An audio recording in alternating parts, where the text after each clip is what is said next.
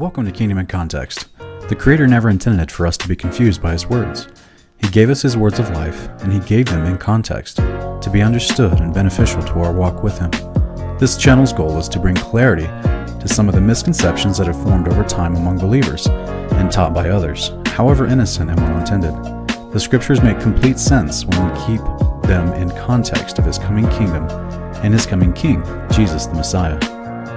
If you're blessed by what we're doing with this channel and feel led to support us, visit the video description below where we have a PayPal option, a monthly Patreon option, or a traditional P.O. Box address. Thank you, and remember, context creates comprehension.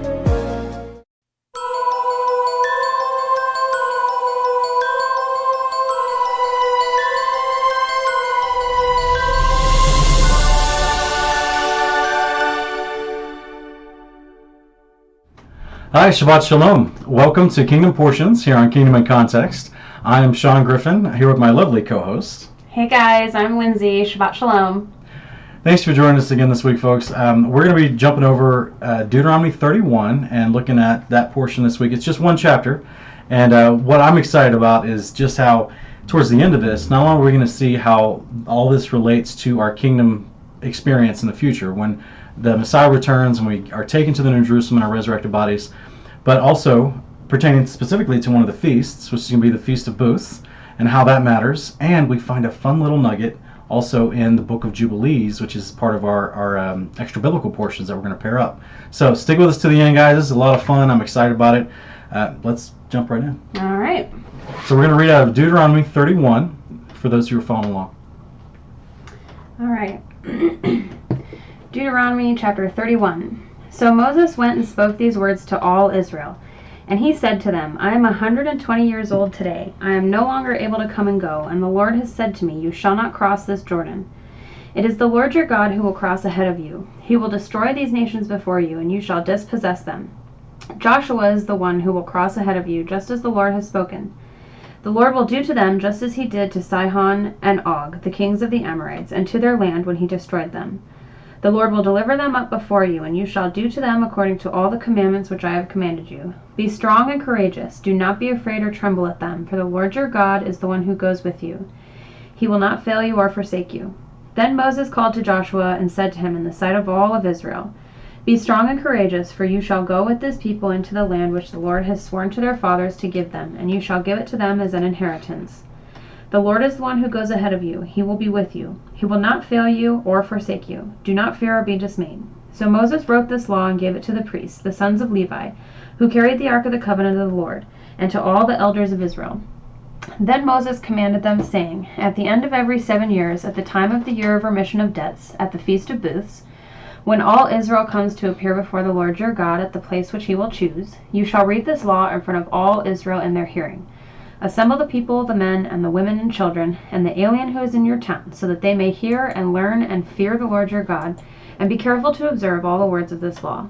Their children who have not known will hear and learn to fear the Lord your God, as long as you live on the land which you are about to cross the Jordan to possess. Then the Lord said to Moses, Behold, the time for you to die is near. Call Joshua and present yourselves at the tent of meeting, that I may commission him. So Moses and Joshua went and presented themselves at the tent of meeting. The Lord appeared in the tent in a pillar of cloud, and the pillar of cloud stood at the doorway of the tent. The Lord said to Moses, Behold, you are about to lie down with your fathers, and this people will arise and play the harlot, and with the strange gods of the land, into the midst of which they are going, and will forsake me and break my covenant which I have made with them. Then my anger will be kindled against them in that day, and I will forsake them and hide my face from them, and they will be consumed, and many evils and troubles will come upon them, so that they will say in that day, Is it not because our God is not among us that these evils have come upon us? But I will surely hide my face in that day because of all the evil which they will do, for they will turn to other gods. Now therefore write this song for yourselves, and teach it to the sons of Israel. Put it on their lips, so that this song may be a witness for me against the sons of Israel. For when I bring them into the land flowing with milk and honey, which I swore to their fathers, and they have eaten and are satisfied and become prosperous, then they will turn to other gods and serve them, and spurn me and break my covenant. Then it shall come about, when many evils and troubles have come upon them, that this song will testify before them as a witness, for it shall not be forgotten from the lips of their descendants. For I know their intent which they are developing today, before I have brought them into the land which I swore. So Moses wrote this song the same day and taught it to the sons of Israel.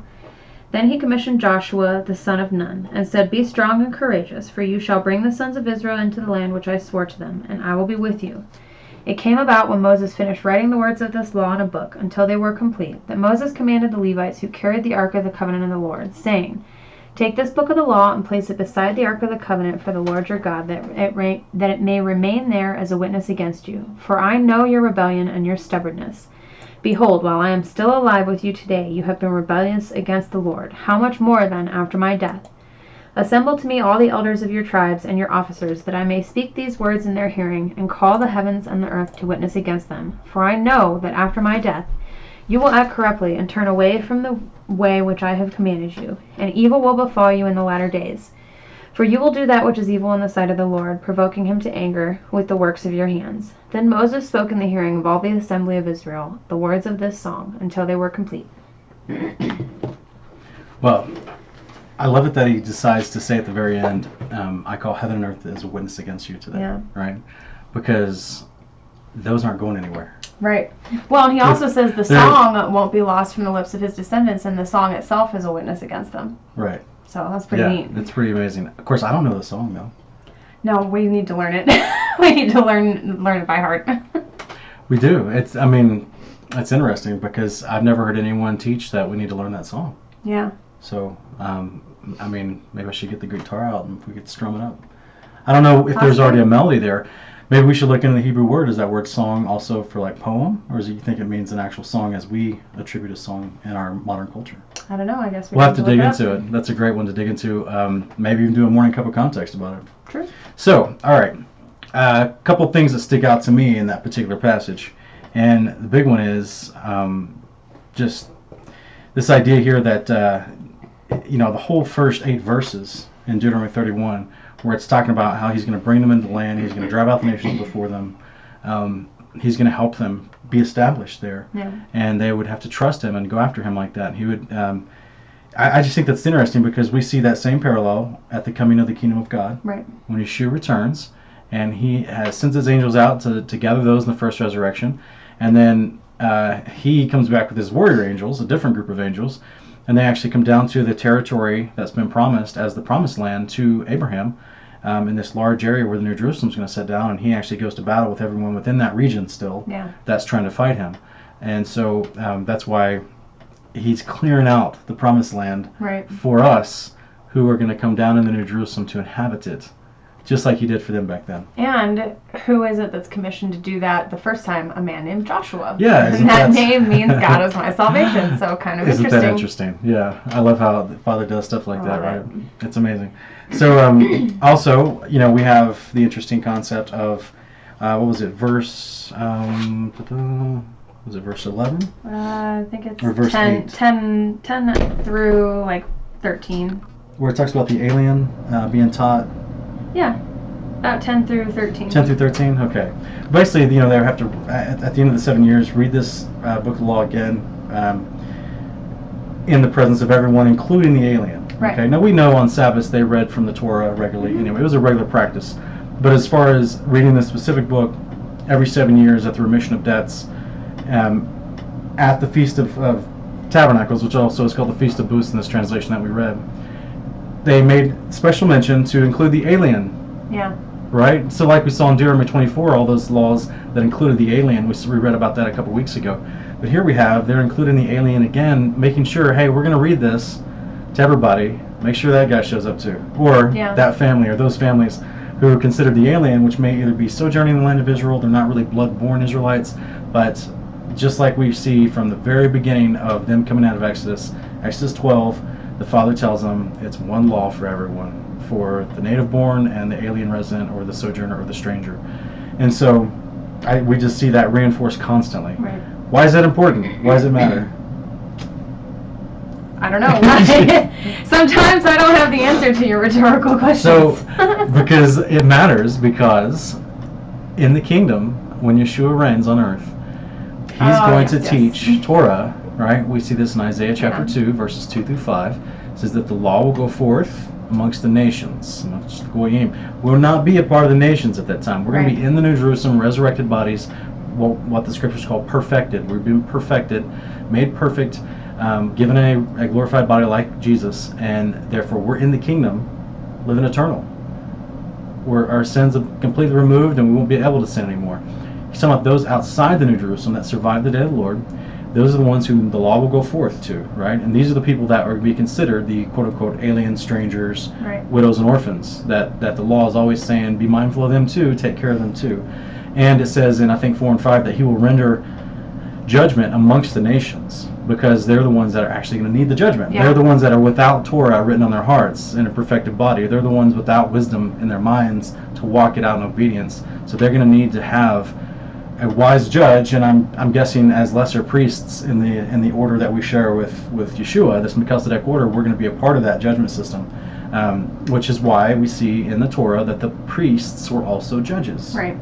Because they were supposed to be able to judge between people who had disputes or conflicts, or even just questions for edification. They're supposed to be able to make judgments according to the law.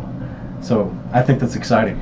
Yeah, and in those passages we also see another mention of when we learn the Torah, we learn to fear God.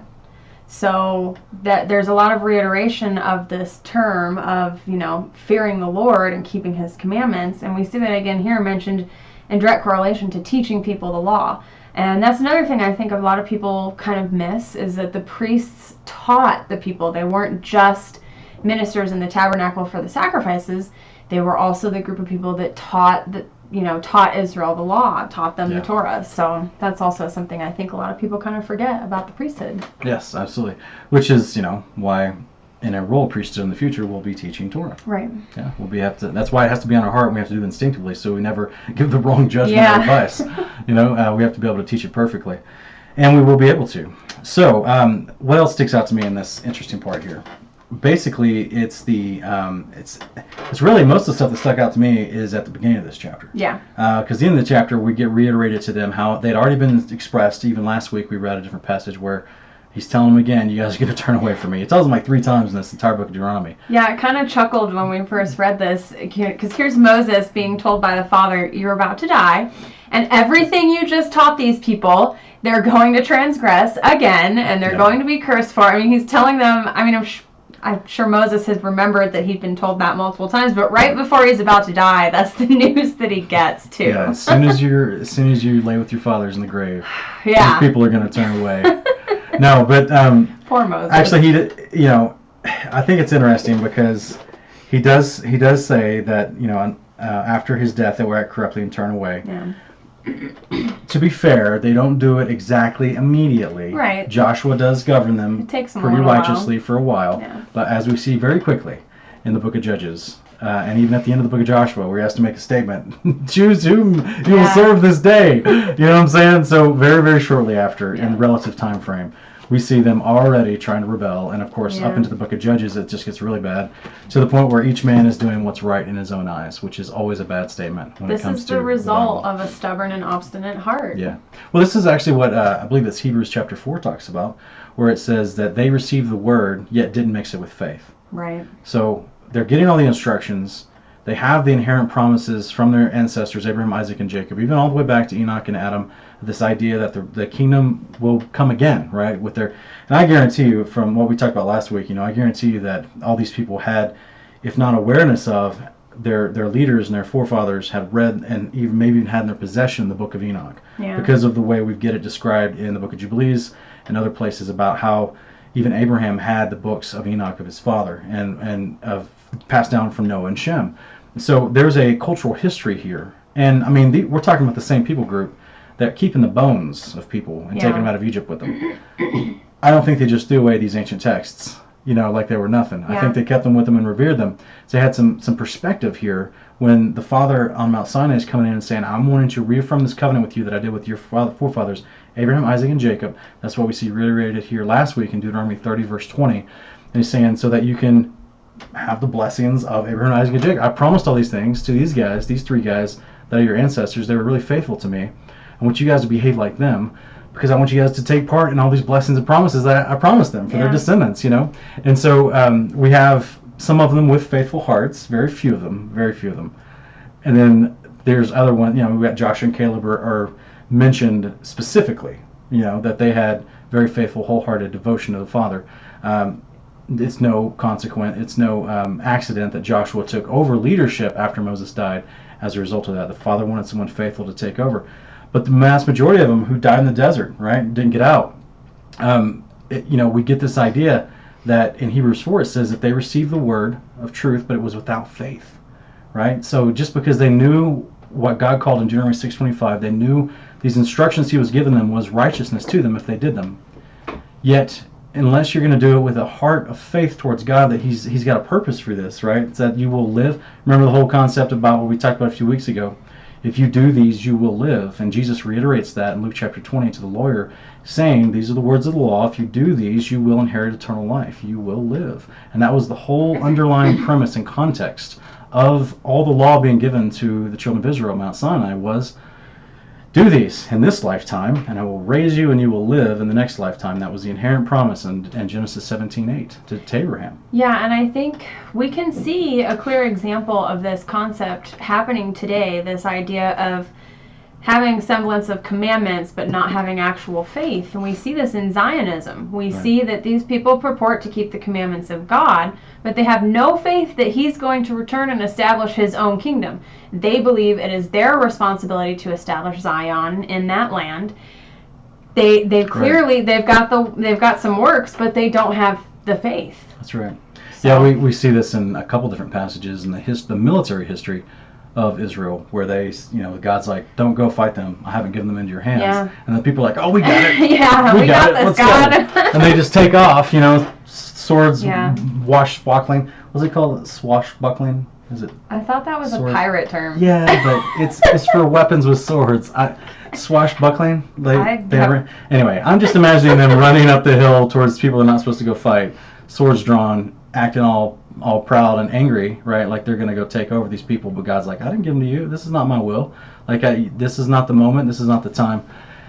So unfortunately, you're right. We see that in modern day Judaism. I've personally spoken with several of them, tried to have discourse with people that are staunch Talmudic followers of Judaism, and they let Talmud supersede the actual scriptures in their thought process and in their belief mindset and their teaching. And they truly believe that they even have a slogan, a phrase that they say often to themselves, that in our lifetime, right? That is the hope that Zion would be established in our lifetime. Even the existence of the Talmud itself shows a lack of faith, where they were all, might have started out with innocent intentions of, we want to make sure we don't break any of these laws. So let's add all these other laws around these laws so we don't even get close to breaking these laws. And in the process, they break the laws to keep the other laws that they created. And the biggest law they break is the one that says do not add or take away from this law. And so the law. You were supposed to have the faith that if you stumbled in any of these commandments, you had the weekly Sabbath service that you were supposed to go to. An entire mechanism within the law called the priesthood. Exactly, and that was for your forgiveness. For your atonement. So God knew from the very beginning that you were going to be growing in this process of doing what he called righteousness. This behavior that he told them, look, this is what I want you guys to do. He knew you were going to mess up from time to time. That's why he gave you a priesthood. Exactly. If he didn't give you a priesthood, they would just been, like death to everybody. You know what you mess up. That's not how it goes. Yes, there's some in there that were very severe, and even then it depended on the Levites to judge the heart of the person breaking the Sabbath. Was he doing it intentionally? That's why they stoned the guy in Exodus 17. Was he doing it because of ignorance? That's a totally different story. We got Leviticus 4. We got people that we've sacrifices for unintentional sins, what's called sins of omission. Even if corporately the entire body of the community didn't realize they were breaking the law, and then they later did all of them get killed? No, of course not. He has that even as a provision in the law for the priesthood. That's another sacrifice that could be done. So the Father is merciful. He's good. He knew all this stuff ahead of time.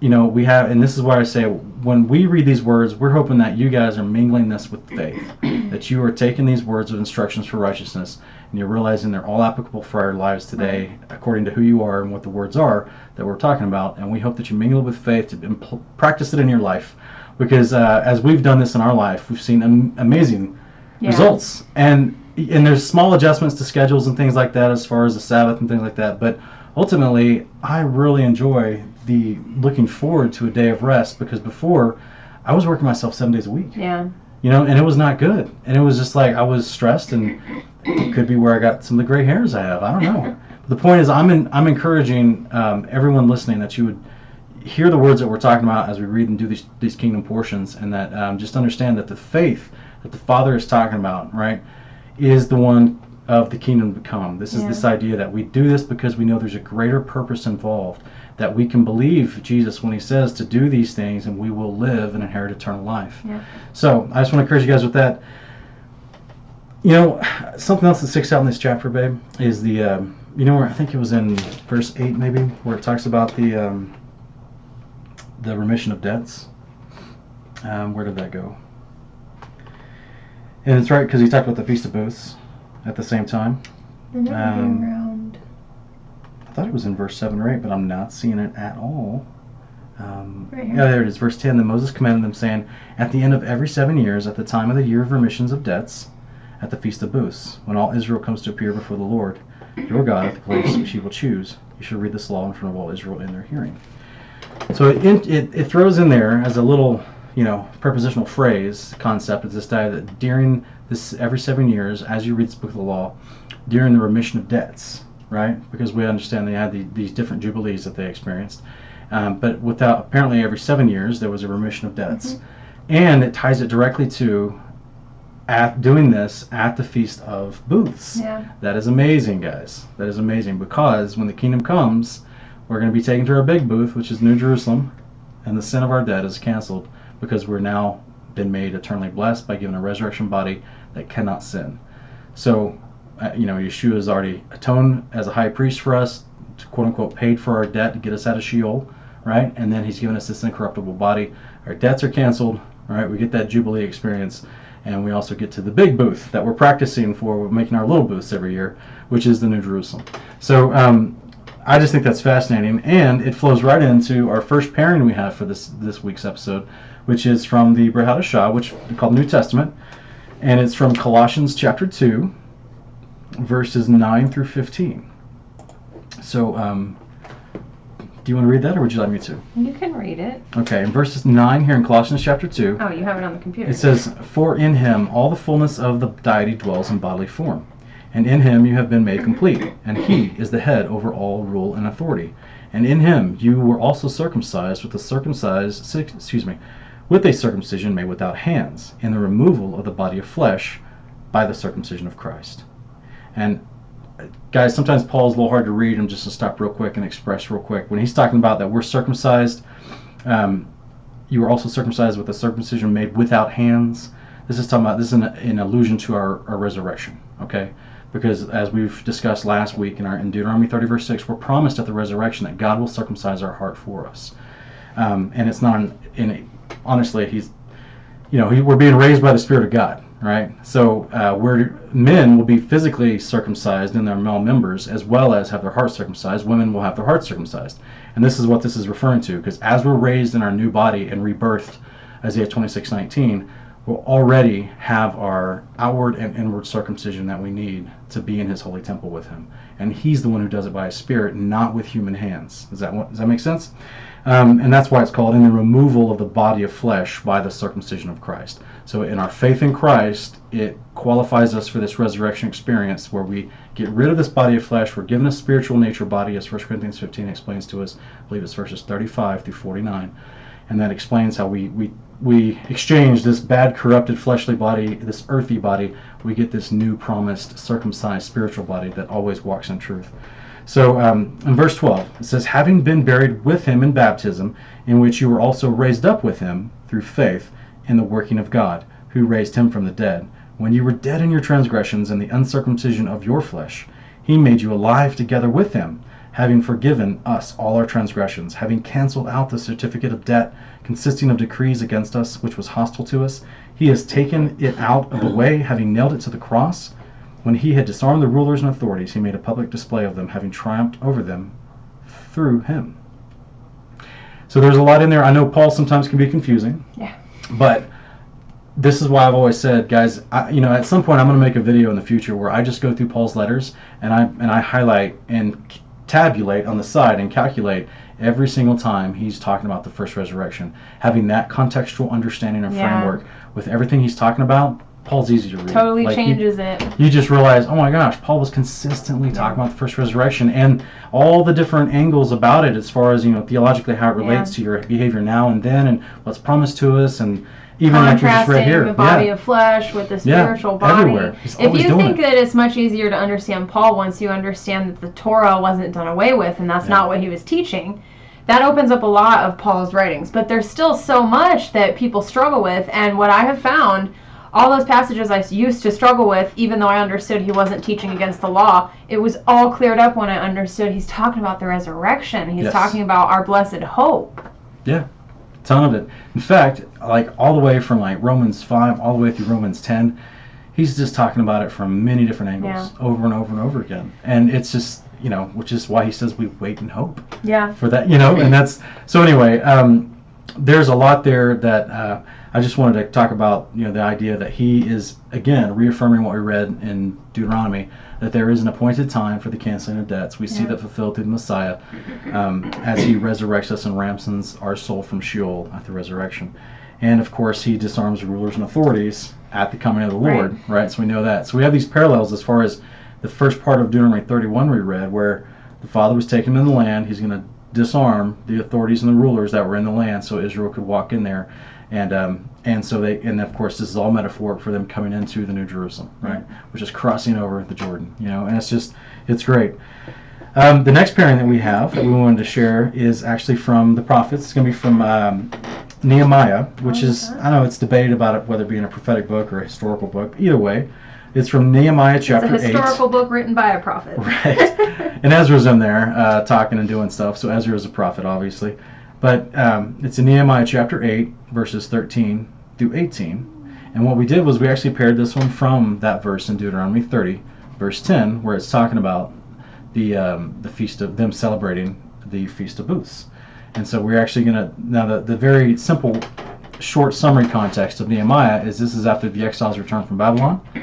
And so I want to say this is around maybe like the 5th century BC or something like that. I have to go back and look at my notes as far as the exact year, but the exiles returned from Babylon. They're trying to rebuild the temple. They're trying to start doing the law again. This is why Nehemiah, the governor, Ezra, the priest, and the scribe, they're actually trying to, teach these people the law again and encourage them to get back in these behaviors again. So we've already skipped over the time period where they rebelled, like God promised at the end of Deuteronomy 31. Now we're actually going to go back to them trying to keep the Feast of Booths again. All right, so Nehemiah chapter 8, and this is going to be verses 13 through 18. Then on the second day, the heads of fathers' households of all the people, the priests and the Levites, were gathered to Ezra the scribe, that they might gain insight into the words of the law. They found written in the law how the Lord had commanded through Moses that the sons of Israel should live in booths during the feast of the 7th month. So they proclaimed and circulated a proclamation in all their cities and in Jerusalem, saying, Go out to the hills and bring olive branches and wild olive branches, myrtle branches, palm branches, and branches of other leafy trees to make booths, as it is written. So the people went out and brought them. So the people went out and brought them and made booths for themselves, each on his roof, and in their courts, and in the courts of the house of God, and in the square at the water gate, and in the square at the gate of Ephraim. The entire assembly of those who had returned from the captivity made booths and lived in them. The sons of Israel had indeed not done so from the days of Joshua the son of Nun to that day, and there was great rejoicing. He read from the book of the law of God daily, from the first day to the last day, and they celebrated the feast 7 days, and on the 8th day there was a solemn assembly according to the ordinance. Yep, isn't that beautiful? Yeah. So, I don't know if you guys, if anyone watching this, if you have seen the show that a buddy and I do on the weekends. It's called Honor of Kings, and we actually review some of the extra biblical books and the apocryphal books taken out of the Bible and hold them up against the modern American canon of 66 and see which ones line up. A couple weeks ago, we're studying the book of Enoch, and we do an entire episode on the tree of life. Yeah. And there's a lot of indications that it is the palm tree, right? So I think it's interesting that they go and grab palm branches as a part of this, which I think is fascinating. We're actually going to see that again at the end of this video, so stay tuned, because we're going to go into an extra biblical book where it talks about that concept again, but with Abraham. Yeah. So it's none of this stuff is new, guys. Yeah. And I won't spoil it. I'll save it for the end. There's even more there. I'll save it there. But the point is, all right. So we've got them reading this and realizing they need to be doing it. Yeah. and that they do, they're reading it every day, 7 days in a row, as they're living in booths around the city, apparently, is wherever they can, I guess. Some of it even said within the court gates. Yeah, is that within right? the gates of the house Yeah. of the Lord. Isn't that awesome? Yeah. And I what's would have also- definitely pressed to be in that. I can just imagine like some dude running real quick. And he's like trying to get back from the forest with his branches and his wood so he can get that first spot inside the temple, and like, because apparently they were just finished building it, so it's brand new. Yeah. And It'd be pretty exciting. And he's like, I want to sleep in the temple. There's some extra room over there. Anyway, I that would be me. I would be that dude knocking people over. One thing that's easy for people to skim over here that I think is actually a really profound statement is where we're told the sons of Israel hadn't kept the Feast of Booths since the days of Joshua, son of Nun. So that means even during the time of David's reign, during the time of Solomon's reign, apparently they weren't Here's something keeping the Feast of Booths. You know what? I looked at that a months back, and it does seem to say that. I found some other stuff where I guess they did keep the Feast of Booths. They just didn't keep it on this scale to the degree they're keeping it in this particular part of Nehemiah, where all the people, no matter where they lived, or no matter, because remember they came back into the land, but yet most of them just centralized their focus on rebuilding the temple in Jerusalem first, and so they're all kind of in makeshift living quarters, outside. They really haven't gone back out into any of the places, because remember, some of the places they couldn't go back out into because it was still Assyria owned. It wasn't so really it's their land not yet. saying that they just didn't keep the Feast of Booths That's all that right. time. It's saying they didn't keep it in that capacity, in that manner, to that degree. To the spirit of joy, capacity, and fellowship and community, and just filling the city, streets everywhere, even inside the temple of God, with these makeshift booths. I don't think it says they kept it since the days of Joshua. Because why? Because when they got into the land after Judges, and we got Paul and David and all them filling on. Remember, David goes and conquers Jerusalem, sets up shop there, because it wasn't even theirs to begin with for a long time. Yeah. During the days of Judges, the Jebusites still inhabited it. So they're finally conquering these areas they were supposed to go into that Joshua failed to do in Joshua chapter 13. And once they do that, they're really spreading out into the territories assigned to them. So then it's much more of a imposition on their life for them to all in. There were so many of them back then, they couldn't literally all fit in the city. Does that make sense? Yeah. You have millions and millions of people, some calculate up to 10 million, throughout all the dispersed apportioned land, and they couldn't all come back and live in the city of Jerusalem. So they would do it within their own places, right? Build their own booths in their own places. But this particular one, all the exiles, because there was a relatively small number, they all came back. Yeah, that's the remnant that is talked about in all the passages referring to leaving a remnant, right? Baby. I'm just saying. Okay, so that would definitely, we'll jump on that on a different video. I know that's for a totally different video. Yes. Stay tuned, guys, for us to talk about what it really means to be the remnant. Yes, we'll look at a scriptural definition. But, yeah, of the remnant, that was the and remnant that he left. Was that it was all involving the Babylonian captivity and the remnant coming back. Yes, we will. That should be a fun video in the future. So the next pairing that we want to do is going to be out of the book of Isaiah, and it's Isaiah chapter 61. If you're reading along at the house, and chapter 61, I think I'm going to read just the first 10 verses of this chapter.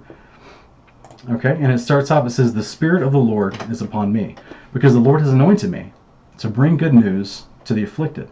He has sent me to bind up the brokenhearted, to proclaim liberty to captives, and to freedom to prisoners, to proclaim the favorable year of the Lord and the day of vengeance of our God, to comfort all who mourn, to grant those who mourn in Zion, giving them a garland instead of ashes, the oil of gladness instead of mourning, the mantle of praise instead of a spirit of fainting. So they will be called oaks of righteousness, the planting of the Lord, that he may be glorified. They will rebuild the ancient ruins. They will raise up the former devastations. They will repair the ruined cities, the desolations of many generations. Strangers will stand and pasture your flocks. Foreigners will be your farmers and vine dressers. But you will be called the priests of the Lord. You will be spoken of as ministers of our God. You will eat the wealth of the nations, and in their riches you will boast. Instead of your shame, you will have a double portion. Instead of the humiliation, they will shout for joy over their portion. Therefore, they will possess a double portion in their land. Everlasting joy will be theirs. For I, the Lord, love justice. I hate robbery and the burnt offering, and I will thankfully give them their recompense, and make an everlasting covenant with them. Then their offspring will be known among the nations, and their descendants in the midst of the peoples. All who see them will recognize them, because they are the offspring whom the Lord has blessed. I will rejoice greatly in the Lord. My soul will exalt in my God, for he has clothed me with garments of salvation. He has wrapped me with a robe of righteousness, as a bridegroom decked himself with a garland, and as a bride adorns herself with jewels. So it's really beautiful. We got a couple large descriptions here mentioning of the day of the Lord. He returns, okay, and he's actually going to, bring good news afflicted, bind up the brokenhearted, proclaim liberty to the captives. Some of those concepts there. Because we're being resurrected out of Sheol to proclaim the favorable year of the Lord, the day of vengeance of our God, right? So this day of the return of the Lord, it's only, the context that the world has tried to redefine it, that it's going to be the end of days and such a horrible thing. No. It's a beautiful thing for those who believe. Yeah. If you're trying to fight him at his coming, it's the end of days for you. Yeah, that's the great terrible day. Yes. Yeah, that's why they call it a terrible day of woe and awe. But and it's Armageddon for them, right? But for us, for those who redeemed the Lord, for those who are in faith, for us, will be granted to those who grant those who mourn in Zion, giving us a garland instead of ashes. Okay, oil of gladness instead of mourning, a mantle of praise instead of spirit of fainting. Will be the oaks of righteousness. And it's talking about the ancient ruins, the devastated cities, those places outside the New Jerusalem. They're going to start to be rebuilt, and that's why it then later says the strangers will pasture your flocks. Foreigners will be your farmers and your vine dressers. So just like we see in the law with the Levite priests, they didn't have their own portion of land, right? Now even this blends a little bit, but I mean we do get apportioned out areas within New Jerusalem. We get that in Ezekiel chapter 48, I believe. But this bigger concept of that our portion is the Lord, just like the Levites. That's why we'll be a royal priesthood. Our portion will be the Lord, and the kingdom of God, and those outside will be encamped outside around the city. They'll be rebuilding the lands around them. They'll also be, what the famous passage, turning their weapons into plowshares, right? So they'll actually be starting up their own agriculture to raise food in peace and justice and righteousness as we teach them Torah. And they'll be bringing us a portion of what they raise and what they grow, just like the Israelite community did for the small number of Levites that lived amongst them, right? So it's the same parallel, guys, the same parallel. And we see that. That's why they're going to be coming to the city to celebrate the Feast of Booths. This is what we have in Zechariah 14, verses, I think it's 15 through 19. It says that any of the surviving nations that tried to attack him at his coming, if they don't come up every year to celebrate the Feast of Booths, then bad things are going to happen to them. Yeah. So this is why Torah goes out from Zion, and it's enforced, right? Because it's how you live in love and peace. Yeah. Right? Not a esoteric, wispy, drug-induced Age of Aquarius love and peace. That's a New Age Gnostic ideal, right? Yeshua has his own definition of living in righteousness, love, and peace, and it's through Torah. So this is what, we hope to draw that simile here. I just think there's a lot there. And, of course, at the very end, verse 10, it talks about, us getting our garments of salvation, our white robes, robes of righteousness. It's just beautiful, it really is. The next pairing that we have here that we want to go into is actually from the Extra Biblicals, and this one's a lot of fun. So we're actually going to read from the book of Jubilees first, and this is one, guys, that I'm excited because we get to dig into some of the back history of, Father Abraham had many sons, and many sons had Father Abraham. So we get this famous passage, we have this famous person in our history, in our faith, who is, quote unquote, our forefather in the faith, Abraham. And we get so many people, even in the church, even in the Messianic movement, so many people get so confused thinking that these instructions that we just read to you in Deuteronomy were only for the people at Mount Sinai. Yeah, or only given at that point. Yeah, like that was like the first time they were ever talked about. People might concede that Abraham was keeping commandments before Sinai, but they still, somehow, we don't have this written anywhere in the text, but they teach, well, nothing was written down until Sinai. Right. They didn't have any books until Sinai. Right. Where does it say that? Well, how do they know to keep commandments? Well, that is one of the in my opinion, that is one of the bad side effects or the bad results of having, an organization like the Catholic Church decide what is truth. Right. And decide to put what they claim is inspired text in a collection of books called the Bible, and they didn't consult me, or they didn't consult any ancestors of mine. At this point, I can't find who took these books out of the Bible, because some old Catholic Bibles still have these books in them. So we can't figure out who decided. It was only a few hundred years ago that it was decided. Some were taken out a few hundred years ago, but the book we're about to read in Jubilees it's only ever been in the Orthodox canon from the Ethiopians. Right. So it was never in the, I guess we'd call the Roman Catholic canon. Right. Because they're kind of different from the Orthodox, the Eastern Orthodox. So, but they had the Book of Jubilees with them this whole time. So why isn't the Roman Catholic Church conferring with other quote-unquote believers? Because I would say that, the Roman Catholic system is not teaching what the Bible teaches. Yeah. And is actually promoting worship to a false god and not, So anyway, that's a bigger Other video. It's another video. The point is, you have descendants of Levites in Ethiopia keeping Torah and believing in Jesus Christ as their high priest and their savior, and they have these two books that we're going to read from today in their Bible. They've always had it in their Bible. Yeah, they've never disputed whether they were scripture or not. They've just always been there. They've always been there, and they've been following Torah for 3,000 years. Yeah. From 1,000 years before Christ showed up, they were already starting to follow Torah as their theological system, Right. and with priesthood, I implications. think there comes a time when we should stop looking to Jews as a witness for, there's a lot of things we might want to know how to do, and we think, let's just look at how the Jews are doing this.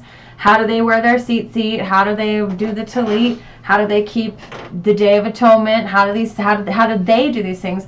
Maybe we should be looking at the Ethiopians as a witness, because they're unchanged. They are unblemished the whole time. Yeah, they have both the Torah and Yeshua. Yeah. They aren't one or the other. They easily see how it's perfectly goes together. Just like those who believed in Jesus during the days of his ministry, they saw it and they got it. But you have these Pharisaical influence and the Sadducees mixing and muddying the waters, right? Casting in all those, mixing the seeds of doctrine and just confusing people everywhere and persecuting followers of Yeshua, right? Followers of the way. So you didn't have any of that going on in Ethiopia at the time, right? Which would have been called actually Egypt during the days of Jesus. So you didn't have any of that happening in that little portion where the Levites had from the first scattering of the northern kingdom, Levites had ran down there in refuge and to escape and started flourishing. Yeah. This is why we see in Acts chapter 6 when you got Stephen runs into the Ethiopian who's reading the scroll of Isaiah. He just happens to have a scroll of Isaiah. Like those weren't just at your local bookshop back then. Yeah, he's reading the scroll of Isaiah, and Stephen, I think it's Stephen, right? Or is it? I think it was Philip. Philip, you're right. Yeah, Philip. He actually explains it to him. And then the guy, Really? How do I get baptized? Yeah, and he believes. And guess what? One of their big cultural, now this isn't in Torah, but one of their big cultural customs in Ethiopia is it's called Tiamat. Yeah. And it's this big baptism ceremony they do every year with all the priests. Anyway, that's a whole other video. They're a great witness. If you aren't very well, familiar with the Ethiopian Levites, check that out. There's a lot to be seen there and a lot to be learned and gleaned from them as a witness for the last 3,000 years.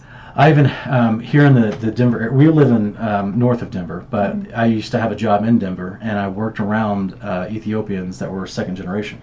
And many people don't realize that Denver is actually a refuge city for Ethiopia. So you have both Christians and Muslims from Ethiopia that have come over to Denver as a refuge concept because they're having struggles over there. And so I was working around guys who were both Muslim and Christian from Ethiopia, and the Christians, I would ask them about this concept. I was like, wait a minute. You guys have descendants of Levites. And they're like, oh, yeah, we're Levites. Yeah. And this one guy I was spoken to, his English was perfect, but he was telling me that, he's like, yeah, my grandfather was a Levite priest, and he would do all the rituals and ordinances and the fasting and everything. And I'm like, what? Yeah. Like, so, in the future when I do a documentary, I want to actually go and interview some of those people. And because I think when I expressed to this guy, who's, second generation, his grandfather was a Levite priest doing Torah. Yeah. In modern times, and I say to him, what do you guys feel like, what do you guys feel about Americans who think that Jesus is somehow separate from Torah? And they're like, we don't understand how they think that. Yeah. And this is the level of indoctrination that has happened to us in our country, where we get all this mixing of, well, these books aren't authority, this isn't the pure, unrefined Word of God, and this is. Yeah. And this is, and you just get who's making these claims. Yeah. It's not anybody I give authority to. It's not anybody that God showed me a sign through a prophet has authority to make these claims about His Word and change the amount of content of His Word that I can study from. So I just want to encourage everyone that we're going to be reading from both Jubilees and Enoch, and I want to encourage you to go and research these books for yourself. Because we found they do nothing but not only line up with the books that we have in the modern American canon of 66, but they venerate it to such a high degree that it fills in tons of the storyline where you'd have natural questions. So it really helps. It strengthens our faith in a lot of ways. So Jubilees chapter 16, guys. Let's go there real quick. We're going to be reading from verses 16 through, I think, 26. And, 16 through 31, actually. And in Jubilees 16, it says, "And we returned in the 7th month and found Sarah with child before us, and we blessed him."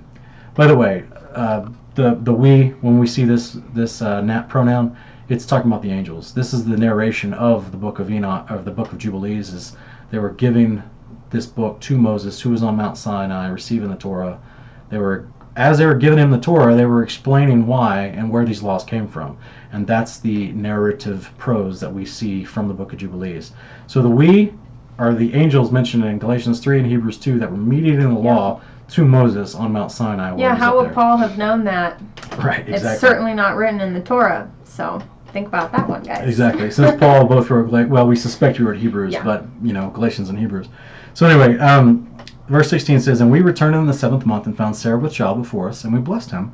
And we announced to him being Abraham, all the things which had been decreed concerning him, that he should not die till he should beget 6 sons more, and should see them before he died. But that in Isaac should his name and seed be called, and that all the seed of his sons should be Gentiles, and be reckoned with the Gentiles. But from the sons of Isaac one should become a holy seed, and should not be reckoned among the Gentiles. For he should become the portion of the Most High, and all his seed had fallen into the possession of God, that it should be unto the Lord a people for his possession above all nations, and that it should become a kingdom and priests and a holy nation. And we went our way, and we announced to Sarah all that we had told him, and they both rejoiced with exceeding great joy. And he built there an altar to the Lord who had delivered him, and who was making him rejoice in the land of his sojourning. And he celebrated a festival of joy in this month 7 days, near the altar which he had built at the well of oath. And he built booths for himself and for his servants on the festival. And he was the first to celebrate the Feast of Tabernacles on the earth. And during these 7 days he brought each day to the altar a burnt offering to the Lord, 2 oxen, 2 rams, 7 sheep, 1 he-goat, for a sin offering, that he might atone thereby for himself and for his seed. And as a thank offering, 7 rams, 7 kids, 7 sheep, and 7 he-goats, and their fruit offerings and their drink offerings. And he burnt all the fat thereon on the altar, a chosen offering unto the Lord for a sweet-smelling savor. And morning and evening he burnt fragrant substances, frankincense and galbanum, stacte, and the nard, and myrrh, and spice, and custom. All these 7 he offered, crushed, mixed together in equal parts and pure. And he celebrated this feast during 7 days, rejoicing with all his heart and with all his soul, he and all those who were in his house. And there were no stranger with him, nor any that was uncircumcised." I just want to stop real quick because, guys, I don't know if you're following along here, but everything I just mentioned, not only did he call this an atonement sacrifice every day of the feast. Yeah. Because we traditionally in our modern mindset think, well, we've got the Day of Atonement. Yeah. So there is no. That's the Day of Atonement. That's the Day of Atonement. Guys, every sacrifice, the Sabbaths, all the feasts, they were all sacrificial atonement sacrifices. So this is important. We're reading, this validation here. We also get that in the book of Numbers, but you really got to dig because most people don't preach from the book of Numbers, right? Most people don't teach anything from the book of Numbers. They don't even know what's in it. So, what's up, baby? I feel like you had something to say. Oh, well, that's why every week on the Sabbath they were to bring sacrifices for their sins. Right. So it wasn't, save it all up for one day of the whole year. Right. We have the one day where the whole nation, it's a national, coming together of mourning over sin. And symbolic of, our atonement that happens when we're resurrected, and everything is actually, all our debts are completely cleared, and our sin goes from red as scarlet to white as snow. But that's something that, I think a lot of people don't really realize is that atonement sacrifices were a daily and weekly thing already going on, and the Day of Atonement was a big holiday. But it wasn't the only day where atonement was made. That's right. They did the morning and the evening sacrifices, and they did the Sabbath sacrifices plus all the Holy Convocation days. So it was happening continually. So, but what I wanted to point out was all the ingredients that he just did. These are the same ingredients we see in Leviticus and Numbers for the priests. The same ones. Is the law different? It's not different. It's the same appointed feast. It's the same instructions for how to do sacrifice. Yeah. He's doing it on an unhewn altar stone. unhewn stone altar. And I mean, it's the same stuff, guys. This is why we can see in Genesis 26:5, where it says that Abraham was faithful, did all his statutes, ordinances, decrees, and commandments of God. Yeah. Because he was told them, he had them already. And so this is why we would call Mount Sinai a re-covenanting moment. Yeah. Right? He's taking this new generation that had multiplied exceedingly. He's asking them, hey, this is the covenant I made with your forefathers. Do you guys want to be in it too? Yeah. But I need you guys willing submission to these instructions of righteousness if you want to be in this with me. You know what I mean? And because they had been in Egypt so long and been so messed up in their minds and their behaviors, that's why we see so much obstinate rebellion and stubborn stiff-necked. All right. Anyway, I'm going to keep reading here, guys. Verse 26. And he blessed his Creator who had created him in his generation, for he had created him according to his good pleasure.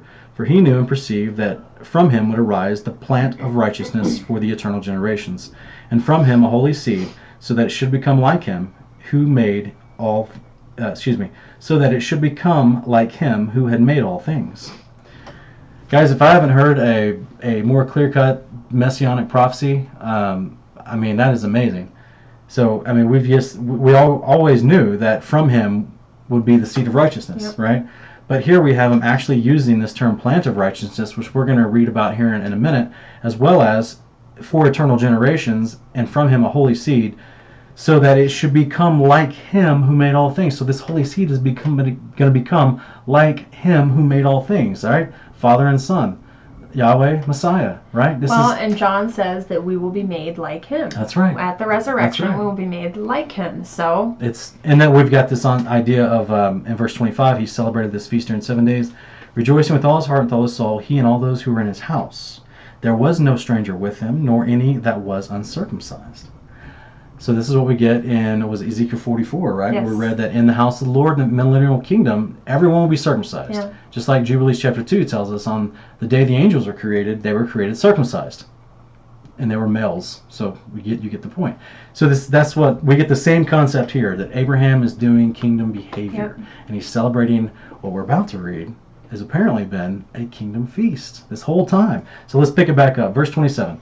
And he blessed and rejoiced, and he called the name of this festival the festival of the Lord, a joy acceptable to the Most High God.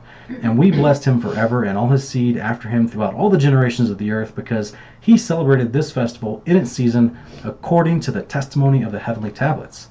For this reason it is ordained on the heavenly tablets concerning Israel that they should celebrate the Feast of Tabernacles 7 days with joy, in the 7th month, acceptable before the Lord, a statute forever throughout their generations every year. To this there is no limit of days, for it is ordained forever regarding Israel, that they should celebrate it, and dwell in booths, and set wreaths upon their heads, and take leafy boughs, and willows from the brook. And Abraham took branches of palm trees, and the fruit of goodly trees, and every day going around the altar with the branches 7 times. In the morning he praised and gave thanks to his God for all things in joy. man, that's awesome. So we got the palm branches again, okay, that whole mention there, which is why, that validates what we read in the scriptures. They were supposed to use palm branches for their booths. He's living in booths for 7 days, and it says that he was the first one to celebrate it on the earth, but it was already on the heavenly tablet, something they were doing since creation. On earth as it is. On earth as it is where? in heaven. In heaven. So they were already celebrating the Feast of Booths in heaven, guys. And Abraham was the first one to pick up the practice on earth, and he's doing it with such great joy that God then wrote more onto the heavenly tablets and said, now all your future generations, I want you guys to do this every year. And I would suspect it's not because he wants them to pick up another ritual, but because he wants them to do it with the same joy that Abraham did it with. Yeah. Because that is what Jesus promises us, that if you do these commandments, you will be filled with joy. John chapter 15. So, we're seeing Abraham filled with joy. Let's run real quick to Enoch chapter 10, because we're going to get a little bit of a similarity right here. So, Enoch chapter 10, verse 15, it says, and destroy all the spirits of the reprobate and the children of the watchers, because they have wronged mankind. Destroy all wrong from the face of the earth, and let every evil work come to an end.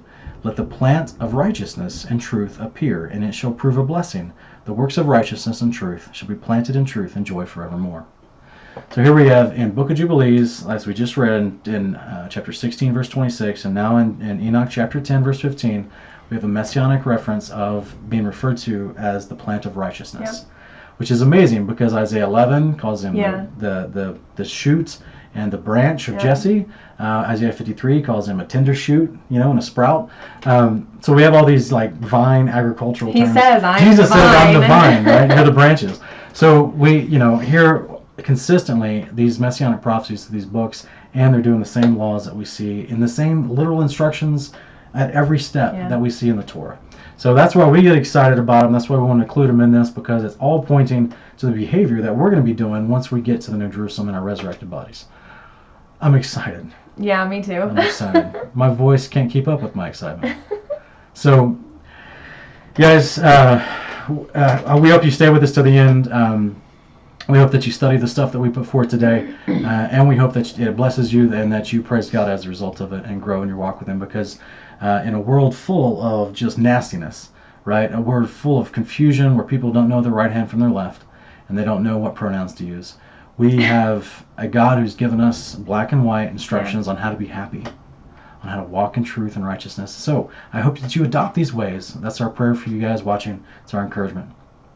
Any final words before we sign off? As I always do, I just want to encourage everyone that context creates comprehension. We can understand His Word and its fullness, and we can understand it to the point where we can teach it to others with ease. We can answer objections. We can handle the sharpening process. Those things don't scare us away. If you just keep everything in context and, read the whole book from front to back and never stop reading it. It's an inexhaustible resource, and you'll always find something new that you didn't notice before. But I just want everyone to really be encouraged. We can understand this book. He gave it to us for that purpose of understanding His will for us. So I just want to thank you guys. If you're still here at the end, this is one of our shorter videos. Thanks for watching. Leave any comments, questions. If you're not friends with us on Facebook, he's Sean, S-E-A-N. I'm Lindsay with an E-Y, Griffin.